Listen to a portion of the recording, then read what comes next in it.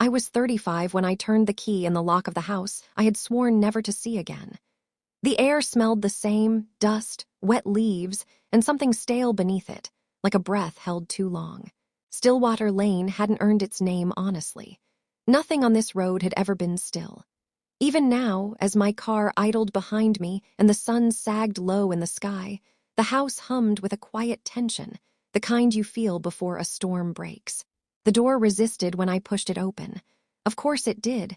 It had always resisted me most. "Hello," I said softly, feeling foolish the moment the word left my mouth. The house answered with silence, but not the empty kind. This silence had weight. It pressed against my chest and followed me as I stepped inside, carrying a single suitcase and 38 years' worth of reasons I shouldn't be here. Dust floated in pale shafts of evening light, suspended like time itself had paused, waiting for me to catch up. The wallpaper in the narrow hallway still bore the same faded roses, yellowed now, peeling slightly at the corners.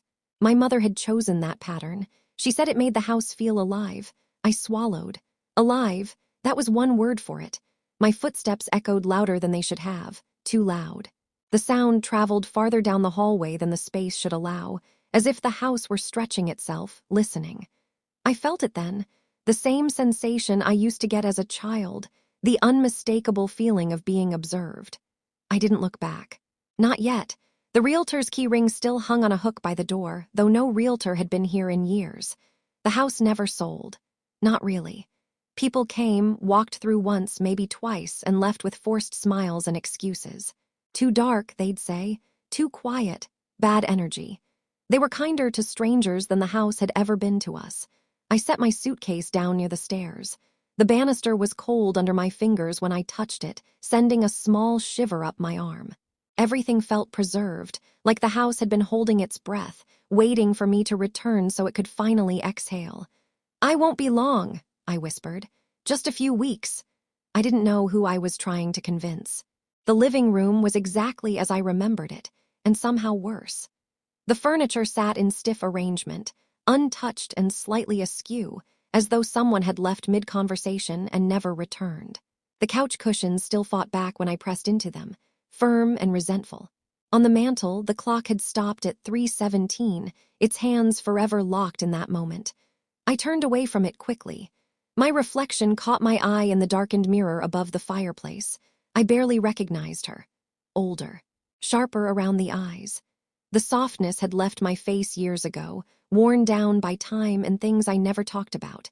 But beneath it all, I still saw the girl who grew up here, the one who learned early how to stay quiet, how to listen, how not to ask questions. The house taught me those lessons well. A floorboard creaked behind me. I froze. The sound came from the hallway, slow, deliberate, like weight shifting from one foot to another. I held my breath, heart hammering so loudly I was sure it would give me away. Then the house settled. The sound faded, absorbed into the walls as if nothing had happened. I released a shaky breath and cursed myself under my breath. Old houses creak. I knew that. I had known that since childhood. Still, the fear didn't fade, it only waited. I moved toward the kitchen, drawn by muscle memory. The linoleum floor was cracked in the same places, the lines branching like veins. The sink bore faint rust stains shaped like tears. Above it, the small window looked out into the backyard, where the oak tree stood just beyond the fence, its branches scraping the sky. My brother used to say the tree watched us. Caleb had said a lot of strange things before he disappeared. I gripped the edge of the counter until my knuckles whitened, forcing the thought away. That wasn't why I was here. I was here to clean, to sort, to put things to rest. The house was being sold to the county after all these years, demolished by winter. This was my last chance to collect what remained of us, if anything was left at all. A faint sound reached me then, not a creak, not the wind, but something closer to breathing. It was so quiet I almost missed it, a subtle rise and fall that seemed to come from the walls themselves. I closed my eyes. "This place isn't real," I murmured. "Not like that." The sound stopped. I opened my eyes to the dim kitchen, unchanged and unwelcoming. On the fridge, a child's drawing still clung beneath a crooked magnet, my drawing. A house with too many windows, dark squares staring out at stick figure people who smiled without mouths. I didn't remember leaving it there. The weight in my chest grew heavier as I climbed the stairs. Each step groaned beneath me, protesting my ascent. The upstairs hallway smelled faintly of mildew and something sweet beneath it, old perfume, maybe, or memory. My bedroom door was closed. That hadn't been the case when I left. I stood there longer than I meant to, my hand hovering inches from the knob. My pulse thrummed in my ears, and with it came the familiar certainty, one I had never quite shaken, that the house knew I was here, that it had always known. Just memories, I whispered. Just a house. But as my fingers closed around the knob, I felt it warm, almost like skin. I yanked my hand back, breath coming fast, heart racing. The warmth faded at once, leaving only cold metal and the quiet hum of the house pressing in around me. Somewhere deep within the walls, something shifted. And for the first time since I'd returned, I understood the truth I had spent decades trying to forget. The house hadn't been waiting for just anyone. It had been waiting for me. I slept poorly that first night, though night hardly seemed like the right word for what happened after darkness swallowed Stillwater Lane. Time behaved strangely in the house. It always had. The clocks lay useless, either stopped or ticking too fast, as though the house refused to agree on what hour it was. I lay awake in the guest room, my room, once staring at the ceiling fan that refused to turn. Every few minutes I thought I heard something move just beyond the walls. A scrape, a sigh, the whisper of wood bending under invisible weight. At some point, exhaustion cracked me open. I dreamed of watching myself sleep. I was standing in the doorway, impossibly small, no older than 10, my hair in uneven braids my mother used to pull too tight. My younger self stared at the woman in the bed with wide, unblinking eyes, lips parted as if she wanted to scream but couldn't remember how. I woke with a jolt, gasping, my heart slamming against my ribs. Dawn leaked through the thin curtains, painting the room in washed-out gray. For a moment, I didn't move. I half expected to see footprints on the floor, small and bare. There were none. Still, the feeling stayed, that I had not been alone. When I finally swung my legs out of bed, the floor was cold in a way that bit straight to the bone. I found my suitcase at the foot of the bed right where I'd left it, but its zipper was open. I was certain I'd closed it. Inside, my folded clothes lay disturbed, edges uneven, as though someone had rifled through them without taking anything. Nestled atop the pile was something that didn't belong, a red ribbon. My throat tightened instantly. I hadn't owned a ribbon like that in years, not since I was a child. I lifted it with trembling fingers. The fabric was frayed at the ends, faded but unmistakable. Caleb's. He used to tie it to my backpack when we walked to school. Said it would help me find my way home if I ever got lost. I dropped it as though it burned. "That's not possible," I said aloud, my voice thin. The house responded with a soft creak above me, slow, deliberate, thoughtful. I dressed quickly, refusing to let my thoughts linger, and left the room. The hallway felt narrower than it had before, the walls pressing in slightly, the air heavier. Sunlight no longer reached the upper floor the way it once had. The windows looked muted, as if something outside were blocking the light. I passed my parents' old bedroom and didn't stop. Some doors required more courage than I had this early in the day. The stairs led me down into a house that felt subtly rearranged. The furniture hadn't moved, not that I could tell, but the space itself felt wrong, elongated, distorted. The sound of my steps lagged behind me, echoing where there shouldn't have been an echo. I made coffee using an ancient machine that groaned like it resented the effort. The smell grounded me, if only briefly. I stood at the counter, wrapping both hands around the mug, trying to steady myself. In the reflection of the microwave door, something moved behind me. I spun around. Nothing. Just the kitchen, silent, inert, inscrutable. I forced out a breath and shook my head. I had come back expecting ghosts of memory, not actual hauntings. Emotion had a way of pretending to be something else when it grew too large. I turned my attention to the task I'd been avoiding. Inventory. Box by box, room by room, I moved through the house, labeling what could go, what I might keep. The living room offered little beyond dust and old books that smelled of damp paper. The dining room table bore scratches I didn't remember making. One long gouge ran down the center, deep and deliberate. My mother's voice floated back to me, uninvited. Don't touch it. Don't ask about it. The house had always been full of those rules. By midday, the air felt thick enough to chew. I opened a window in the den, the room no one ever liked, but the breeze refused to enter, stopping short at the sill as if hit by an invisible barrier. I noticed the walls there more closely than I ever had before. They were wrong. Up close, the plaster bore faint, uneven lines, not cracks, but something closer to impressions. Pressed shapes beneath the paint. Hands, maybe, faces. I stepped back too quickly and bumped into the bookshelf behind me. A book tumbled free, landing at my feet with a dull thump. It was a photo album. I didn't remember bringing one like it, and I knew I'd never seen it before. The cover was worn leather, discolored by age.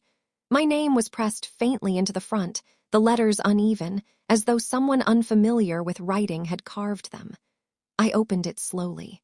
The first few pages were ordinary: birthday parties, school plays, stiff smiles captured in glossy rectangles. Then the photos began to change. Images appeared that I had no memory of being taken. Me standing alone in dark rooms, my face turned partially away from the camera. Me asleep at the kitchen table. Me crying on the stairs, always with a shadow in the background, always with the sense that whoever stood behind the lens knew me intimately. My hands trembled as I turned the pages faster, my breath growing shallow. Toward the end of the album, the photos stopped being photographs at all. They became something else, distorted, blurred, as if the house itself had tried to remember me but failed. The final page was blank. No photo, no space for one.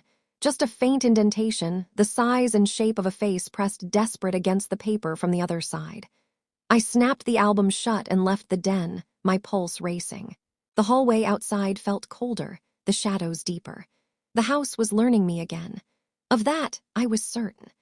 Late afternoon bled into evening before I realized I had wandered upstairs once more, stopping outside a door I had avoided since childhood. Caleb's room. My hand hovered where the doorknob should have been. Behind the door, something shifted, slow and patient.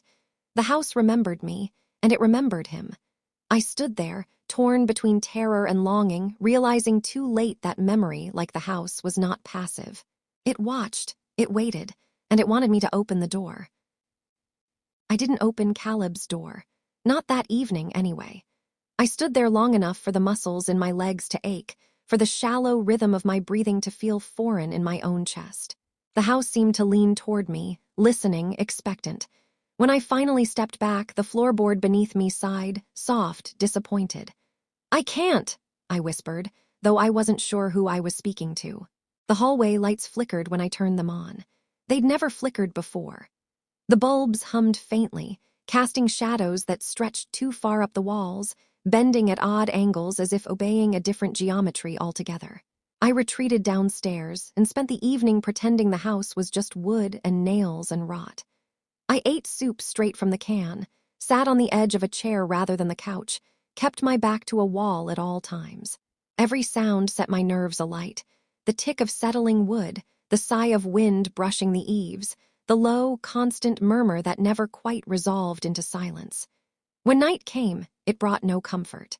I locked my bedroom door and pushed the dresser in front of it, feeling ridiculous even as I did it. Still, when I finally lay down, the tight coil in my chest loosened just enough for sleep to creep in. It didn't last. I woke to the unmistakable sensation of movement, slow, crawling pressure along the wall beside my bed. My eyes snapped open. Moonlight fell through the curtains in fractured pieces, illuminating the room in silver slashes. I didn't move. I didn't breathe. I watched. The shadow on the wall was wrong. It wasn't cast by anything I could see. It bulged outward, then receded, like something pressing from the inside, testing boundaries. A shape formed slowly, an arm, maybe, bending awkwardly at the elbow. Fingers followed, too many of them, stretching and retracting as if unsure how many were needed. A whimper slipped from my throat before I could stop it. The shadow froze. Then it slid downward, melting back into the wall as though absorbed by it. The air felt suddenly heavier, damp with something like relief, or hunger. I buried my face in my pillow and squeezed my eyes shut, counting breaths until the pounding in my ears dulled. Morning arrived without apology. I found marks on the wall where the shadow had been, faint impressions, like fingerprints pressed hard into wet plaster and left to dry. When I touched them, they were warm. The house was awake now. I spent the morning in a haze, moving through rooms I no longer trusted. The idea that the walls themselves could move, could remember, settled into me like a sickness. The house wasn't just watching from windows and doorways. It was closer than that. It was touching me back. By afternoon, the feeling became unbearable. I needed proof that what I was experiencing was more than fear layering itself over memory. I needed answers. Against my better judgment, I returned to the den, the place where the walls had first betrayed themselves. The impressions were clearer now, branching outward, overlapping. Faces emerged where there had been none before, eyes closed, mouths half open, expressions caught between sleep and pain. "Who are you?" I asked, my voice shaking. For a long moment, nothing happened. Then, slowly, one set of eyes opened. I screamed and stumbled backward, slamming into the doorway. The eyes didn't follow me. They stared straight ahead, fixed on something far deeper than the room, as if looking through the wall rather than out of it. Footsteps echoed from upstairs. I froze. They weren't mine. The sound was unmistakable, soft, careful, familiar. The way someone walks at night when they don't want to be heard. "Caleb!" The name slipped out before I could stop it. The footsteps paused. Every part of me wanted to run, to leave the house, the town, the past behind for good. But my body moved on its own, carrying me toward the stairs. Each step upward felt like crossing a line that could never be erased. The upstairs hallway was dim, the bulbs flickering again. Shadows crawled where they shouldn't, clinging to corners, stretching around doorframes. As I approached Caleb's room, the air grew colder, the smell sharper, dust and something metallic beneath it. The door was open. It hadn't been before. I stood in the doorway, forcing myself to look inside. The room was unchanged, or so it seemed at first. The bed sat neatly made, toy cars arranged along the shelf. Posters still clung to the walls, edges curling with age.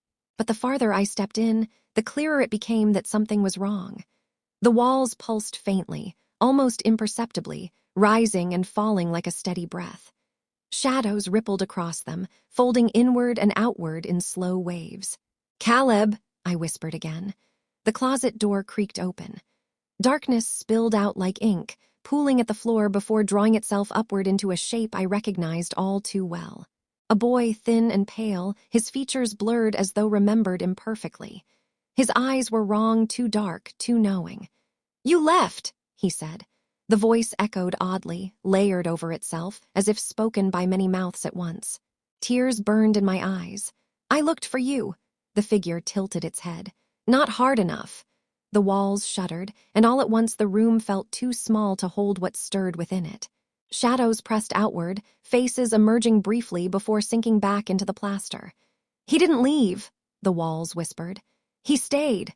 I staggered backward, heart pounding, the truth clawing its way to the surface of my mind. Something had happened here, something I had refused to name for decades. The house had not simply watched my brother disappear. It had swallowed him. And now, piece by piece, it was showing me exactly how. I didn't remember leaving Caleb's room. One moment I was standing there, shaking, the echoes of his voice splintering through my head. "You left." And the next I was on the living room floor with my back against the couch, gasping as if I'd been pulled from deep water. My throat burned. My hands shook so violently I couldn't tell where one panic attack ended and another began. The house was quiet. Too quiet. It frightened me more than the whispers. I stayed there for a long time, staring at the ceiling, watching shadows move slowly from corner to corner, as though something crawled just above the plaster, dragging its weight across unseen beams. I couldn't deny what I'd seen anymore. Denial took energy, and the house had drained me of it. Caleb hadn't run away, and I hadn't imagined the sounds at night or the way the walls seemed to breathe when I was little. The house had been feeding for years. I forced myself up, every muscle protesting, and went to the kitchen. The clock on the wall, long dead, now ticked faintly, one slow click at a time. It wasn't keeping time. It was counting. I drank water straight from the tap with shaking hands. It tasted wrong, metallic, sharp. Beneath it lingered something warm, organic. I gagged and spat into the sink, scrubbing my tongue raw as if that could erase the sensation. When I straightened, I noticed the sound. A low murmur, steady and rhythmic, rising from beneath my feet. The floor. I knelt slowly, pressing my palm against the cold wood. The sound sharpened, resolving into layered whispers, overlapping voices speaking too softly to understand. A pressure answered my touch, subtle and unmistakable, like something pressing back. I yanked my hand away with a cry. "No," I said aloud. "No more." But the house did not negotiate. The whispers followed me as I moved, growing louder the closer I came to the center of the house. In the hallway, the floorboards trembled faintly, vibrating under my shoes like vocal cords straining to speak. Names slipped through the noise, broken, half-formed. "Emma, stay, don't go, my name." The sound led me to the staircase. Beneath it lay the old storage door, warped and swollen with moisture. As a child, Caleb and I believed monsters lived beyond it. Our parents told us it was nothing, pipes, old insulation, dust. They lied. The murmur behind the door swelled until it felt like it was inside my skull. I stood there, paralyzed, memory rising unbidden. Caleb crying in the middle of the night. The way the house always seemed warmer then. My mother's hands gripping my shoulders too tightly as she whispered, "Go back to bed." I reached for the door. The moment my fingers brushed the wood, silence slammed down so abruptly it made my ears ring. The whispers cut off mid-breath. The house held still. I opened the door. Cold air rushed out, carrying the smell of earth and rot. The space beneath the stairs was larger than it should have been, extending deeper, darker than any crawl space I remembered. The beam of my phone's flashlight couldn't find an end to it. The floor inside wasn't bare dirt, it was covered in boards. Newer ones. They creaked softly as I stepped forward, the sound echoing strangely. The walls here were close, the ceiling low, breathing shallowly. Halfway in, I froze. Scratches marred the wood, not animal marks, fingernails. My stomach twisted painfully as I dropped to my knees and traced the grooves. Some were shallow, desperate. Others were deep, gouged until the wood splintered. "Caleb," I whispered, the word breaking apart in my mouth. Something shifted beneath the boards, slow, deliberate movement, like a body turning in sleep. I screamed and scrambled backward, slamming into the hallway floor. The storage door swung shut on its own with a hard, final sound. The lock slid into place. I sobbed then, curled against the wall, my grief spilling out unchecked. For years I had told myself that guilt was just a shadow of love, that it faded with time. I knew now that guilt could have a body, and the house had given mine back to me. The whispers returned that night as I lay awake, louder and clearer than before. They rose in waves from beneath the floorboards, from the walls, from the ceiling. "Stay with us. We are lonely. You belong here too." I pressed my hands over my ears, tears soaking the pillow. "I don't," I whispered. "I don't belong here." The floor creaked softly beneath my bed. Beneath it, something laughed not cruelly but kindly, like a mother soothing a frightened child. Sleep finally dragged me under, but even there the voices followed, pulling me down into a dream thick with dirt and darkness. I saw Caleb again, older this time, his face stretched thin, his eyes resigned. "The house doesn't let go," he said gently. "It just makes room." I woke screaming, my voice echoing back to me from every wall. The house was no longer pretending, it was speaking, and it wanted me to listen. By the 5th morning, I stopped pretending I would leave. The idea felt abstract now, like a memory that didn't quite belong to me. The house had rearranged my thoughts as subtly as it rearranged its rooms, never all at once, never enough to notice until resistance felt pointless. Stillwater Lane no longer existed beyond the windows.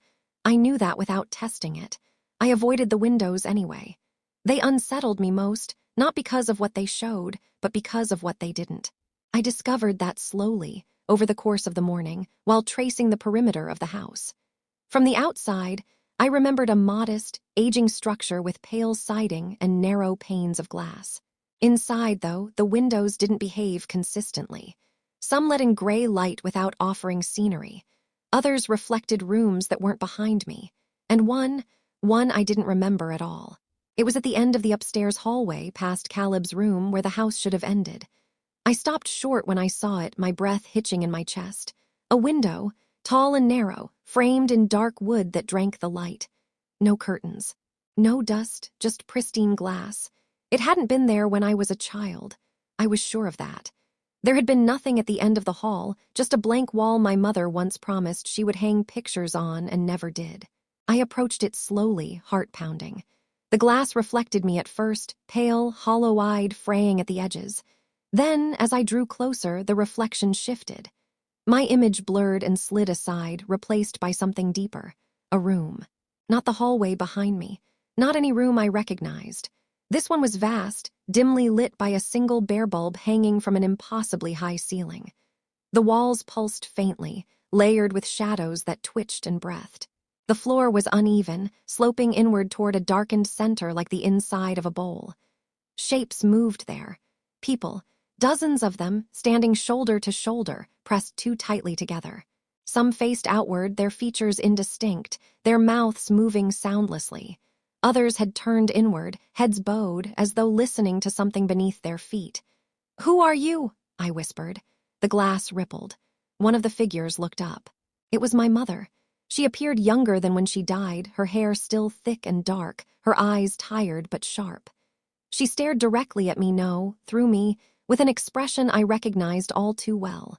Fear disguised as resolve. "I tried to protect you," her voice said, though her lips did not move. Tears blurred my vision.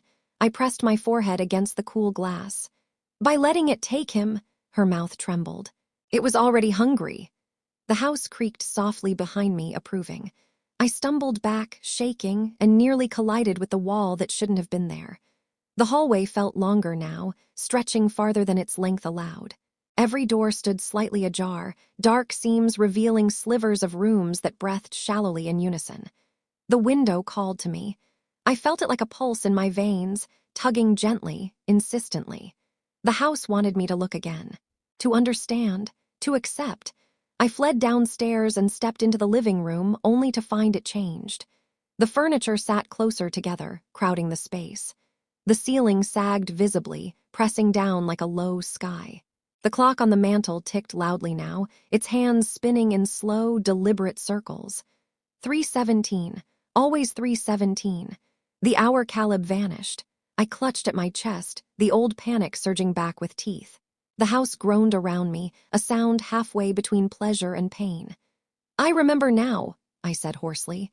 I remembered the argument, my parents whispering fiercely in the kitchen. The way the house had gone quiet, expectant. Caleb standing at the bottom of the stairs, clutching his red ribbon, his eyes too old for his face. "It wants one of us," he'd said. I'd laughed then, told him to stop being stupid. The memory burned.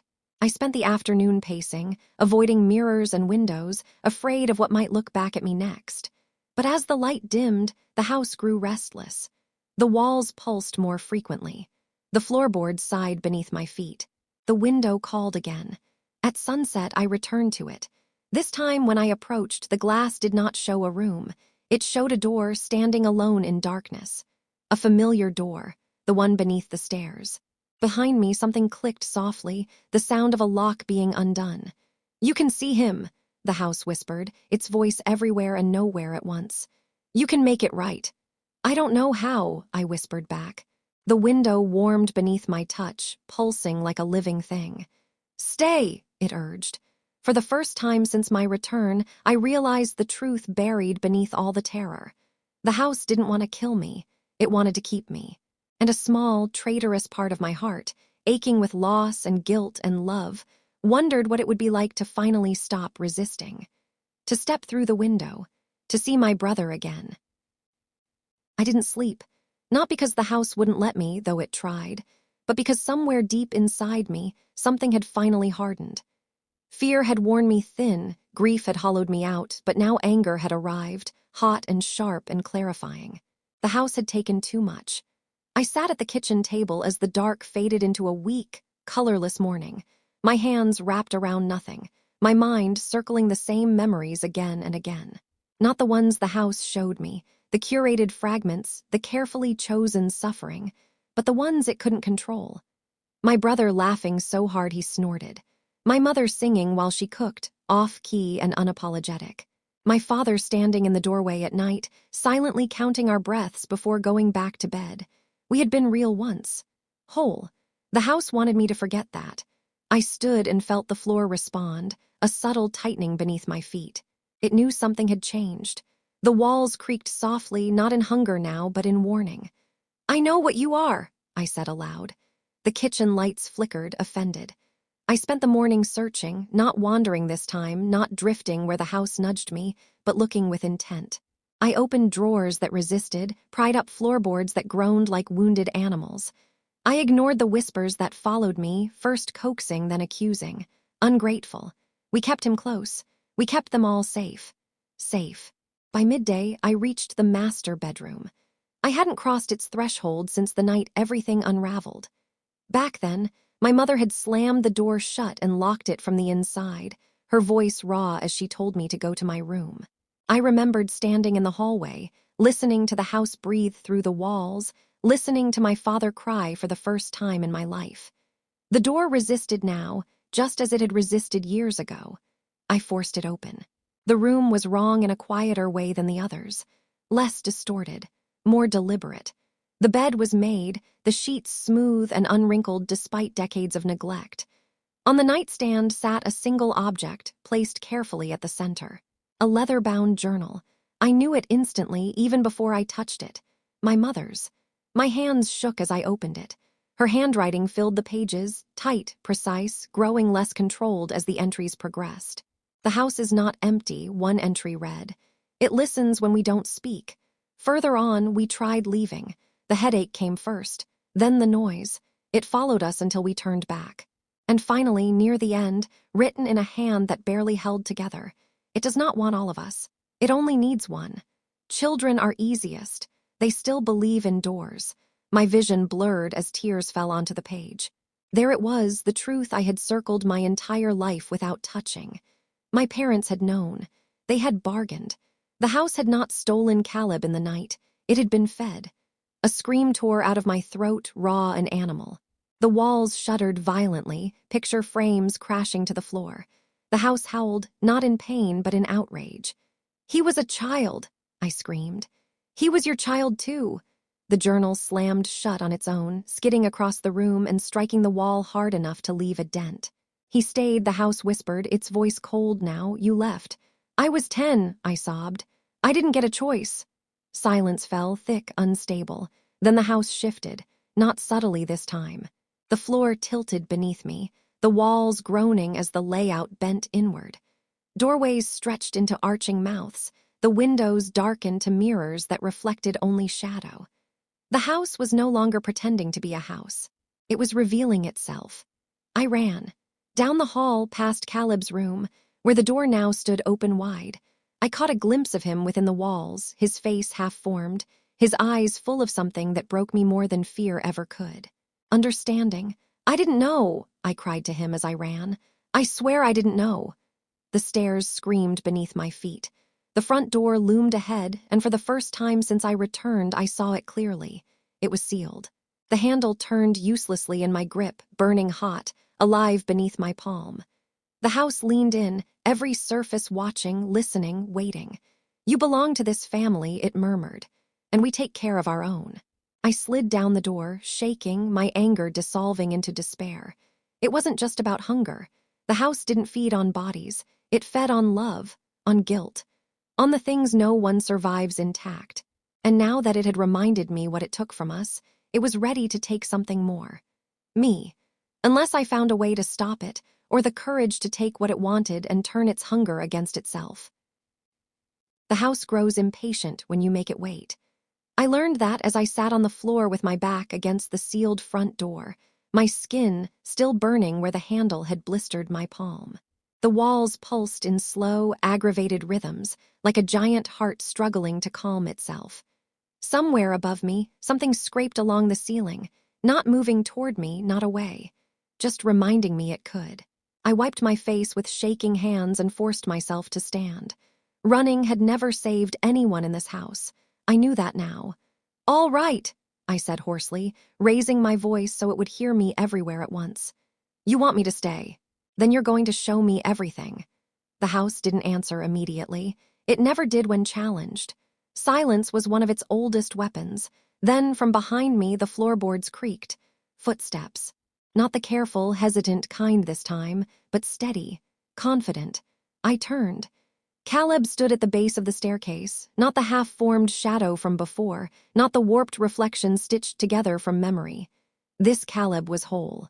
13, maybe 14, the age he never reached.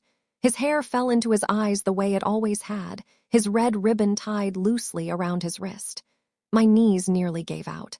"Hi, Em," he said softly.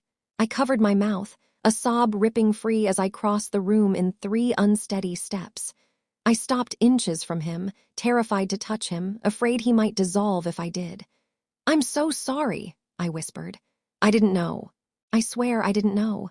"I know," he said, and that was what shattered me. Tears spilled freely as I sank to my knees in front of him. "I left you. I grew up. I had birthdays and jobs and stupid problems, and you were," I choked. "You were here." His expression didn't change, but something flickered behind his eyes. "I didn't stop being your brother just because you got out," he said. "I stayed so you wouldn't have to." My heart clenched painfully. "You shouldn't have had to." Caleb glanced toward the walls. They leaned inward subtly, listening. "It was never just about one of us," he said. "The house lies, but it tells the truth sideways. It eats what breaks people, but what binds them keeps it alive." I looked up at him. "Then why show me all of this now?" A faint smile touched his lips, sad, proud. "Because you're not broken the way they were, you're angry." The house groaned. Behind Caleb, the living room darkened, walls stretching backward, peeling open to reveal the vast chamber I'd seen through the window. Faces stared from every surface now, some human, some only pretending. "All these years," the house whispered, its voice splintering, "we kept him safe. We kept you away." "You kept feeding," I said, my voice steadied. "But you made a mistake." The floor vibrated beneath my feet. "You taught me how you work." Caleb reached out and gently took my hand. His touch was warm, real. "You can't destroy it," he said quietly, "but you can starve it." My breath hitched. "How?" He glanced down at the red ribbon tied around his wrist. "It can't take what's freely given, only what's surrendered in fear. That's why it wants you to stay, to choose it." The truth settled into place with terrifying clarity. The house wanted consent. "I'm not staying," I said. The walls screamed. Shadows lashed outward, faces contorting, mouths opening wide in soundless rage.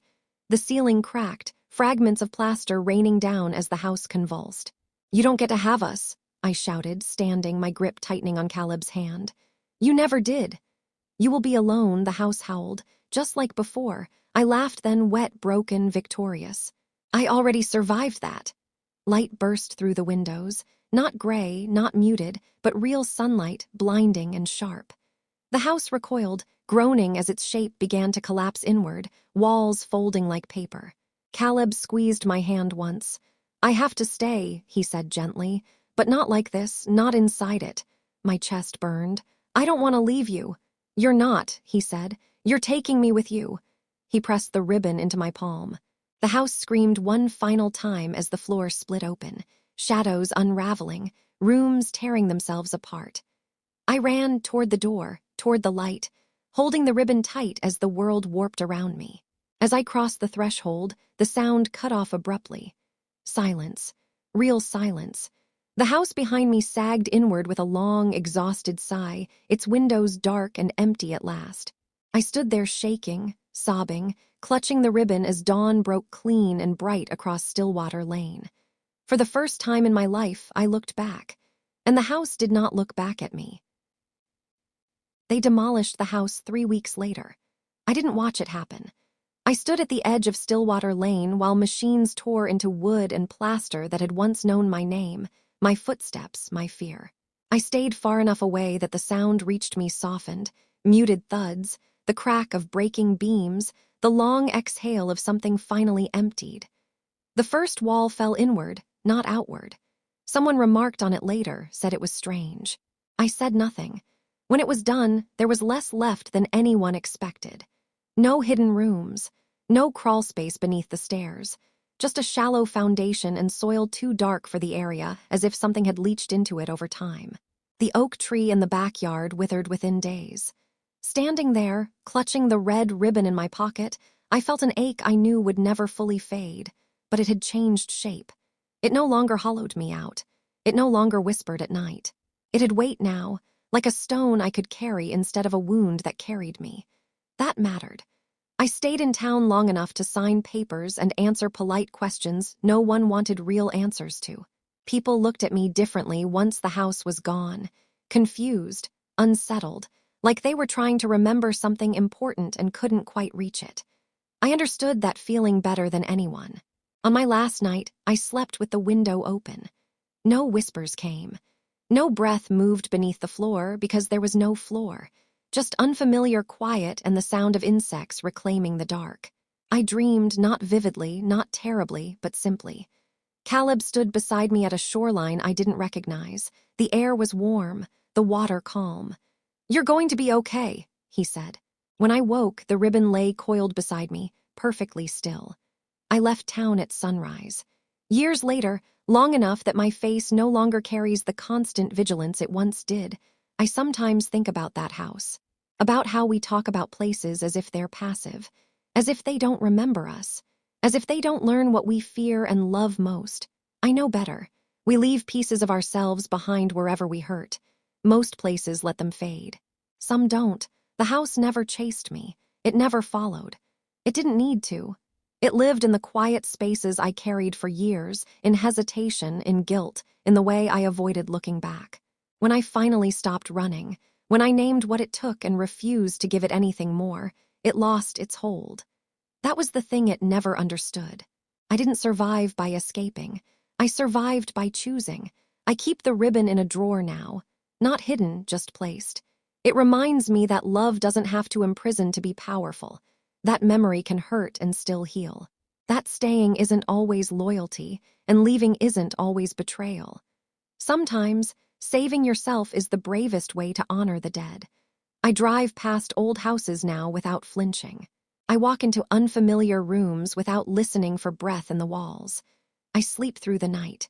And yet, on rare evenings, when the light fades just right and the world feels thin, I pause before turning on a lamp. I feel the echo of being watched, not with hunger, with recognition, because some places mark you just as you mark them, not to claim you, but to remember that you were there, that you mattered, that you endured. The house that watched back is gone, but I am still here. And this time, I am the one who decides what stays. Thank you for staying with the house that watches back until the very end. This story was born from a simple question. What happens when the past doesn't just haunt us, but waits for us to return?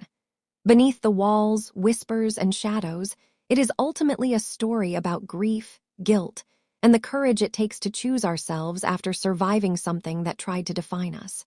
If this story made you feel unsettled, emotional, or reflective, even for a moment, then it did its job. And if any part of Emma's journey resonated with you, know that you are not alone. Some houses are real. Some are memories. The bravest thing we can do is stop letting them decide who we are.